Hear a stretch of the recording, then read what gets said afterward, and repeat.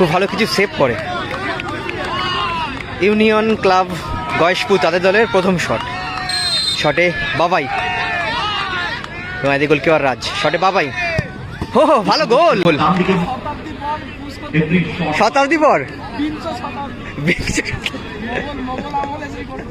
তারপর থেকে পুশ করলো দলের প্রথম শট এবং এদিকে 4 নম্বর জার্সি প্লেয়ার এবং এদিকে গোলকিপার গোপাল। ভালো শট। ইউনিয়ন ক্লাব তাদের দলের দ্বিতীয় শটে টাইম পাস।